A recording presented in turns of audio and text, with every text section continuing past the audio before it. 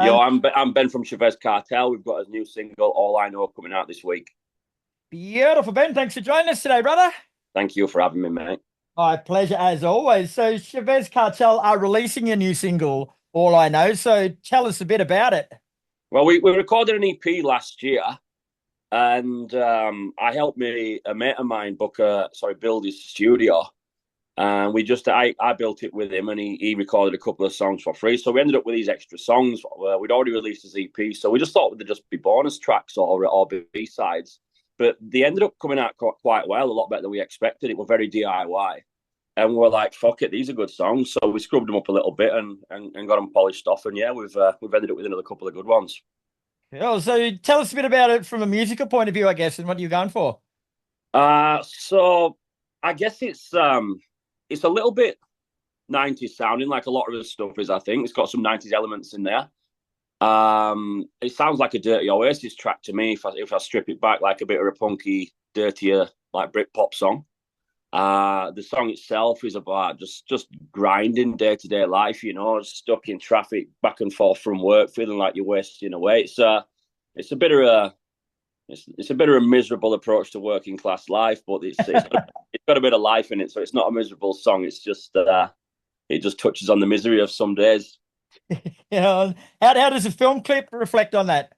Well, we knew we wanted a lot of it in the car, just to like getting on that like groundhog. We're all just stuck in his car, you know, like stuck in school traffic, stuck in work traffic. We're always in fucking cars. There's a million cars on roads, so I just thought it'd be a good thing to do, just to capture just them monotonous fucking grinding things that we do all day every day, you know. And I think that's reflected in video. That's what we've gone for. And there's a scene where we're in a swimming pool, and that sort of feels like drowning in it, you know. So that what message we're trying to get across. Yeah, right. I know Yeah, what you mean, bro. Like it normally takes me about 48 minutes to get to the Gold Coast from where I am. And I went down there the other day. I had to leave at 4:30 in the afternoon just because of other issues. And it took yeah, me an hour and 38 minutes. Like it took me basically an hour longer at that time. yeah. It's so frustrating. And if there's any like any roadworks or an accident or anything, like you can stick another 2 hours on that from Brizzy to Goldie. Ted, that's But we're all there stuck in it, mate. We're all there stuck in it. yeah, too true. So is the song a standalone single, mate, or is she part of a bigger picture? Right. So it's standalone at the moment, yeah. But I think it's going to make the album. We've got a full LP coming out next July. We've just recorded last couple of songs, and I think it is going to get on there. We all really like it, and I think it'll be on there for sure. So it'll be on his debut album next year, mate. Wait, and press release also says that it marks the start of an exciting new chapter for Chavez Cartel. I know they always say that, but I got a feeling they mean it with you. This time it does, like, this almost feels like the announcement of us. We've been a band for a long time, but these last couple of years has brought some exciting opportunities. And then we got nominated for Breakout Artist of the Year at Gold Coast Music Awards, and from that we've got picked up by a management company, which we've really needed in Australia. We've got help overseas, but we've never had help here, barring a couple of people who like us and have just been good enough to help. But we've got like official backing now as such. So yeah, we get into the right places now. We've met a lot of interesting people, like Big Sound. We got like showcased around a Big Sound, and yeah, it's we're just connecting better these days. We're just getting to the right places. So these next releases, they're getting to places that previously we wouldn't be able to get to. So who knows? Like we're going into the unknown, as we always are. It's just the new unknown. A new one, no. Yeah, It's true though. Like everybody talks about the whole "it's not what you know, it's who you know" thing, but in the music industry, that's particularly relevant. Eh? Like you could be the best band in the world, but until you meet those few people that are willing to help you and get behind you, you're yeah. pushing shit uphill. That's absolutely right, mate. And I don't think I'm exaggerating when I say this. So from Music Awards, which were in August, I believe we've got as much traction in the last 3 months as what we have in previous 6 years locally. And I don't think I'm exaggerating by saying that. He really has accelerated it. And you probably haven't done anything different aside from meet the right people. I've just my stress levels just gone fucking down, mate. I can be sleeping fucking on band. It's fucking sweet. So you've so far released the three EPs and you're going on to the album next year. So why is now the right time to branch out from the smaller EPs into an album? Well, none of us like EPs. Like until we made music, none of us bought EPs. None of us collected EPs. We've got fucking between us, we've got fucking thousands of albums. Not one of them albums are fucking EP. Like, we don't give a fuck about it. We just did it because you kind of like pay your due diligence and then you try to move on. But we're all just so ready, even if we've not got the big enough fan base. So, like, we don't care. We feel like we've got a body of work to put out now that we need to put out, and we need to stop fucking around with EPs. All his favorite bands, they've all got albums. They're not EPs, you know. And like, we're just gonna try see what happens. We're just sick of them. We're just sick of doing 5 and 6 track records. Yeah, it seems to be the way of the world these days because people's attention spans are getting less and less. But I'm the same, bro. Like, I'd rather listen to a whole album, take an hour each time out instead of 20 minutes here and there, and just start to do an EP and it go, it's finished. That's it. And like, I think we're all guilty as attention spans have gone down with like social media and internet. There's that much shit being pumped our way. Like, everyone's attention span is getting lower and lower. And someone mentioned that TikTok videos are like 6 fucking seconds. I'm like, what the fuck can you get in 6 seconds? Like, we can't write a song like fucking shorter than 6 minutes. Everyone's always radio. But yeah, I'm same. I'm a bit short on attention as well, but not with music. I'm not. Like, I'm same. As soon as I'm not gonna fuck it. If it's a good EP, I think, well, why have you put that fucker out? Why don't you just chuck another 4 on and just call it? Like, I always think that. I don't know why EPs are a thing, really, and I don't. We just don't like them. We conceded a few years ago to making them, and we've done with them. Fuck them. Ban the EP. So what lessons, I guess, did you learn from making those EPs that you're going to take into the bigger picture?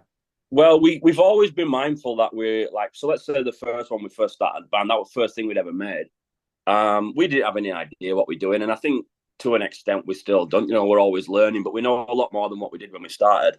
And I think it's having planning. We've learned that we need to be as good as planning before and pre-production as we can. That's something we're better at now. So I would say that we know 80% of how it's going to look and sound and feel before we've even got in there. So we've got better at that. That's experience. I've only just recently, probably over the last 2 years, been happy with how I record my vocals. I've never actually been happy with how they've come out. Not necessarily a delivery or a take. It's I've just been finding like what effects to use and like what layers and stuff, and that's something that I've only just come to terms with the last couple of years. It's been a good bit of a breakthrough moment, so that's definitely one. We're doing a lot more with vocals now. We're doing like vocal layering, and there's a lot of counter melodies, and then we've got like a lot of stuff like floating around atmospherically. It's so I guess that's part of this new chapter as well. We're a bit better at production, and we're a bit more. We've got a bit more of a signature sound now, I think. Yeah, cool. That's a bit of a segue into the next question. You've done well there without knowing it, but the presser also refers to the band's evolving sonic world. So is that a focus of the band to sort of try and change things up, or is it more a natural thing? Oh, yeah, I think it's natural. Because I know what my strategy has been for a long time, or the band's strategy. And every EP and single, there's been like a route, and I remember walking down that road. So to me, I'm not saying we've walked in one straight line, but generally we are going in the same direction. We don't veer off too much. There's no like wild genre changes. It's just we've just added little bits. We started out probably purely grunge. I don't think there were anything else in there. And then as we've developed, we've kept them grungy, them druggy like guitars in and stuff, and grungy vocal. And then we've added little bits of post-punk, and there's little bits, like I said earlier, bits of probably Britpop in there, 90s stuff. And we've just chipped away adding little bits. But I think if you listen to everything in chronological order, you can see and hear the direction clearly. I think. Is All I Know a good sonic representation of where you're headed, I guess? It is, yeah, it is. It's definitely with the singles that we're going to release. We always write. We've got this like band slogan, I guess. It's like we always record honestly and release strategically. So I think in terms of singles, then this is pretty much what we're going to be sounding like. Yeah. And the last couple of years have been pretty busy for you guys, mate. Like, you've been over the UK for your first shows. You've done a trip to the US. So how did they go, man? How did the overseas go? Well, you're overseas yourself, obviously, but how did they take to you guys? Yeah, really good. Really good. And each time as well, like we spoke about this. When we got back from UK, when we got that experience of being like, because when you're on a tour, there's no day job. That is your fucking job. There's no arguments. We're full-time musicians for that tour, and it's when we got back from that first one after feeling like that, we actually felt like the real deal, and we like walked and talked a bit different, and we felt different because we knew we could do it. But it were the first one, it was just a lad holiday with some music. That's how it were. We just had a fucking good time, and we just learned what we needed to learn. We didn't even know what we needed to learn, but when we got back, we were like, yeah, we had no fucking clue what we were doing.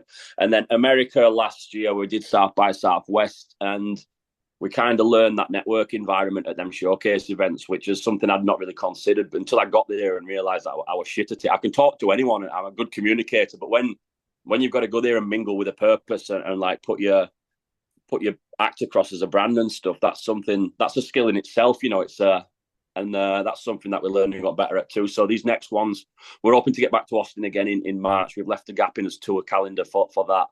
And then we're hoping to get back to South by Southwest London in June as well. So we just did Big Sound, and everything we've learned from them things we're going to take into next ones. And I feel like we're a lot more equipped now to deal with them environments. We can be useful for ourselves now. Yeah, you sort of pretty much answered the next question with that, but I want to go a bit deeper. Like tours like that, do they give you a greater clarity, I guess, of what you want to do with yourself and with your music? Like a lot of bands go over there and it's, like you say, it's just a land strip and you have fun, but there's a bigger picture to take out of it too. Like you're sort of learning at the same time and come back home with a more direct focus, wouldn't you? Well, the first one, we allowed ourselves to have a good time. We'd not done anything. We just focused on getting band to a standard we were all proud of and good enough. That took probably 5 years. So that first one, we allowed ourselves to just go and just have a good fucking time and just whatever. And that second one, we went with a lot more purpose. And then we've got like a direction now. We know what we want to do. We know where we want to go. We just had to meet a couple of people that could help get us there. And that certainly come from that US one this year. I felt like a fucking absolute rock and roller. And when I got back, I felt like a good one as well. Oh yeah, it has helped us. Definitely, it's helped us. Like when we're approaching people now, we know what we want to approach them with. Whereas before, we're just like, "Please help me," like a pop, like with his fucking hand out. We no idea what we would ask him for, but now we know what to ask for and stuff, which is helpful, because people they know if they can help you or not. Yeah. And I guess there's one thing that a lot of people wouldn't realize, but you're selling yourself while you're over there. But it's really hard for you to walk up to someone you don't know and say, listen to my band, we're fucking awesome. Without coming across like a dick, but you can do it, but you just got to learn the right ways to do it, I guess. Yeah, and I'm very confident. I'm borderline cocky at times, but it weren't until these like latest tours where I've actually been like, you know what, I actually do feel like I'm confident enough to be like, listen, we're actually a good band now, and I can say that because we've been a bad band, and it's a different feeling to how it feels now. Should make a documentary for all young bands, bro. This is gold, the shit coming out of your mouth. We have a good time with it, man. It's cool. So like we're very aware of these little things that go on. Yeah, cool. And how about home shows in Australia? Have you got any of them planned? So we've got Australian tour, which we'll be announcing. I think we'll be announcing that mid-December, and that kicks off late January. And Australia's a big fucking country to get around in it, so we're gonna like stagger it so it lasts over a couple of months. Yeah, actually, there's a good chance you'll be kicking it off on January the 24th or 26th, even. Yeah, that is a good chance, mate. Yeah, that's the inside track anyway. Very good, mate. All right, well, thanks for your time today, Ben. It's been a pleasure chatting with you as always, bro. Like, we'll definitely keep in touch, but good luck with the single, and we'll catch you for a beer very soon.